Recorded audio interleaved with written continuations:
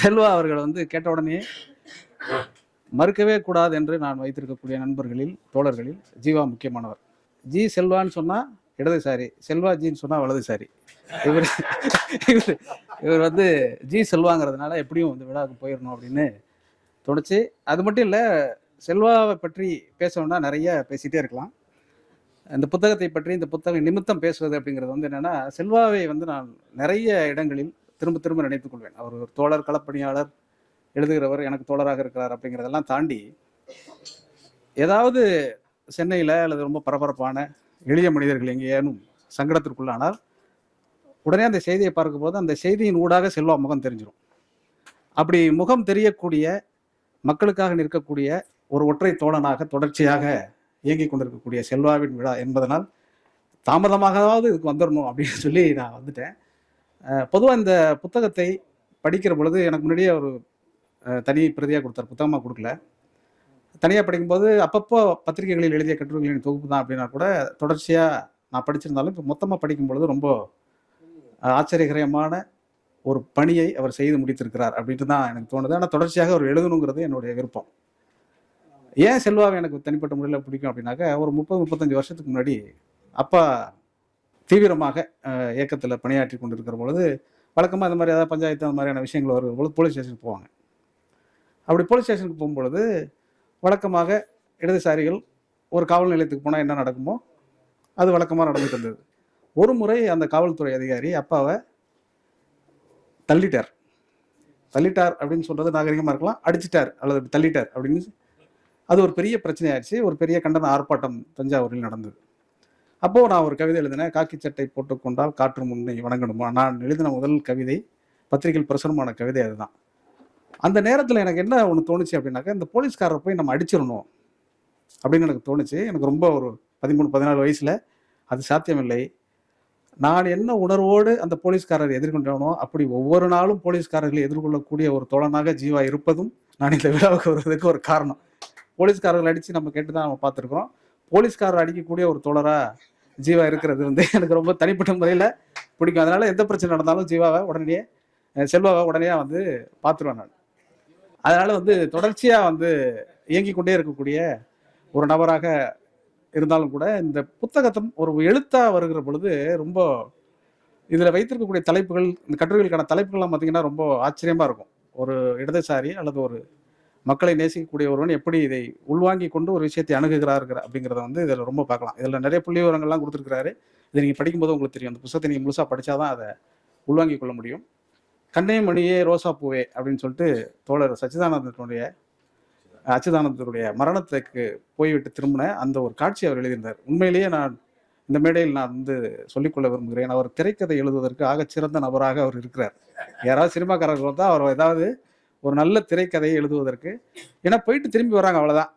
தோழரை பற்றி நமக்கு எல்லாம் தெரியும், அவருடைய தியாக வாழ்க்கையெல்லாம் தெரியும். ஆனால் அதை அவர் சித்தரித்திருந்த விதம் வந்து ஒரு கவித்துவமான, அந்த கடைசி முற்றுப்புள்ளி அவர் வைக்கிற பொழுது நம் கண்ணிலிருந்து கண்ணீர் வழிந்து ஓடுகிற அளவுக்கு அதை எழுதியிருந்தார்.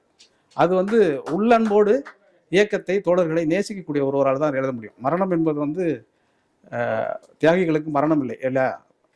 ஆனால் அதை நீங்கள் படிக்கும் பொழுது வந்து அந்த செய்தியினுடைய சொல்லக்கூடிய வரலாற்று தரவு இருக்கு இல்லையா, அவரை பற்றி முழு சித்திரத்தையும் அவர் கொடுத்துட முடியுது. ஒரு 4-5 பக்கத்துக்குள்ளே வந்து ரொம்ப பிரமாதமாக அதை எழுதியிருந்தார். அதே மாதிரி ஆளுமைகளை பற்றி எழுதியிருக்கக்கூடிய எல்லாமுமே எனக்கு ரொம்ப பிடிச்சிருந்தது. தனிப்பட்ட முறையில் ஒவ்வொரு பிரச்சனை குறித்தும் அவர் எழுதியிருக்கக்கூடிய ஒவ்வொரு விஷயங்களையும் அடுக்கடுக்காக சொல்லிகிட்டே இருக்கலாம். அது ஒரு பெரிய ஆய்வு கட்டுரையே அல்லது ஆய்வு நூல், ஆய்வு அரங்கமாக இருந்தால் அது இன்னும் நிறைய பேசலாம். நம்ம ஆய்வு அரங்கமாக இல்லை என்பதனால் அதை நான் ரொம்ப மேலோட்டமாக சொல்கிறேன்.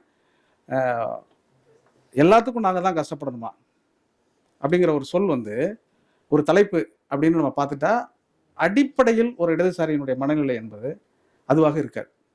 எல்லாத்துக்கும் நாம தான் கஷ்டப்படணும் அப்படிங்கிற ஒரு மனநிலை தான். ஆனால் கஷ்டப்படணுமான ஒரு கேள்வி இருக்கு இல்லையா, அதுதான் இந்த நூற்றாண்டில் ஒரு இளைஞன் எதிர்கொள்ளக்கூடிய கேள்வி. இந்த கேள்வி வந்து நம்ம வீட்டுக்குள்ளேயும் இருக்குது, வெளியிலையும் இருக்குது. இது சமூகமாக கேட்கிற பொழுது புரட்சியை நோக்கி நகர்வதாக இருக்கும், வீட்டுக்குள்ளே இருந்தாங்க கிளர்ச்சியை நோக்கி நகர்வதாக இருக்கும். என்னென்னா, அப்பா வந்து இயக்கத்தில் பயங்கரமாக கட்சியில் வேலை செய்து கொண்டிருக்கிற பொழுது எனக்கு வந்து அப்பா மாதிரி ஒரு பொறுப்பு இல்லாதவர் இந்த உலகத்திலே இல்லை அப்படிங்கிற மாதிரி எனக்கு தோணும். நான் இப்பொழுது சொல்கிறேன், என் அப்பா மாதிரி சமூகத்திற்கும் குடும்பத்திற்கும் பொறுப்பானவர் எவருமே இல்லை அப்படின்னு எனக்கு தோணுது. அது காரணம் அந்த நேரத்தில் அது தெரியாது.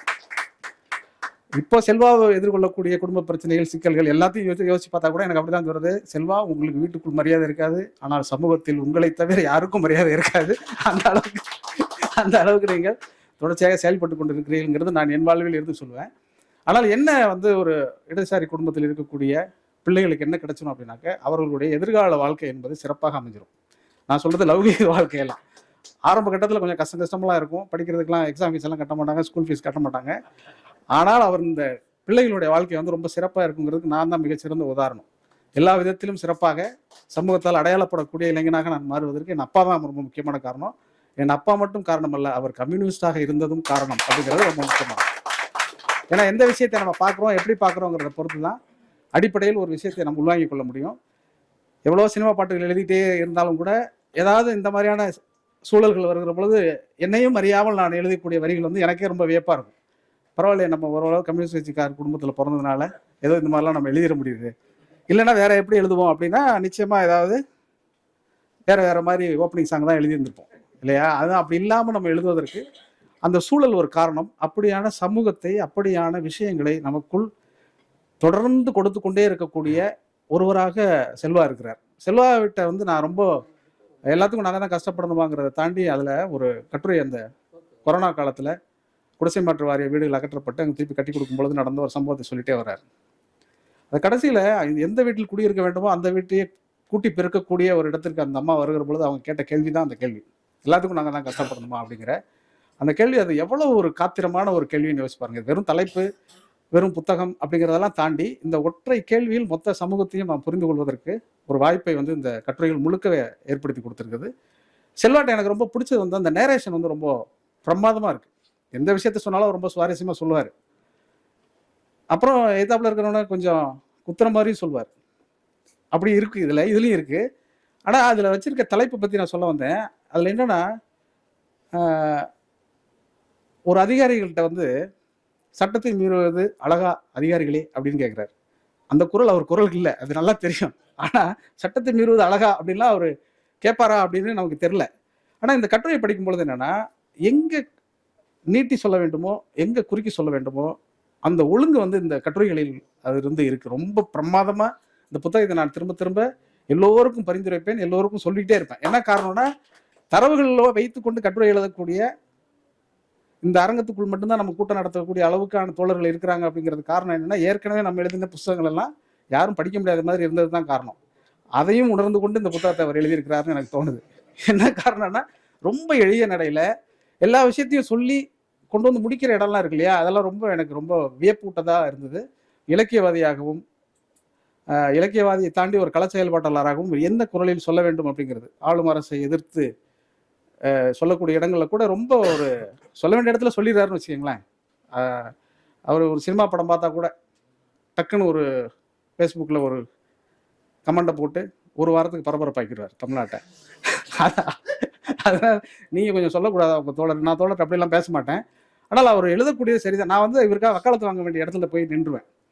இதனாலே நிறைய சர்ச்சைகள்லாம் நானே கூட சிக்கியிருக்கிறேன். என்ன நீங்கள் ஒரு வாரத்தை கண்டிக்க மாட்டீங்களா அவரை, என்ன இந்த சினிமா பற்றிலாம் அப்படி சொல்கிறார், அவங்களும் நம்ம தோழர்கள் தானே, நம்ம தோழர்கள் தப்பா எடுத்தாலும் தப்பு தானே, அப்படி யோசிப்பார். அதனால் இந்த புத்தகத்தை பொறுத்த வரைக்கும் வந்து நான் சொல்ல விரும்புவது வந்து என்னென்னா, ஒரு செய்தியை சொல்ல வந்து அந்த சம்பவத்தோடு அதை நீங்கள் முடிச்சிருக்கிறீங்கிறத அந்த பத்திரிகையில் எழுதுவதற்கான ஒரு சூழல் ஏற்பட்டதுனால நீங்கள் அப்படி எழுதிருக்கீங்க. ஆனால் இன்னும் இதை நீங்கள் விரித்து எழுதுவதற்கான தரவுகள் உங்கள் இடத்துல நிறைய இருக்குது.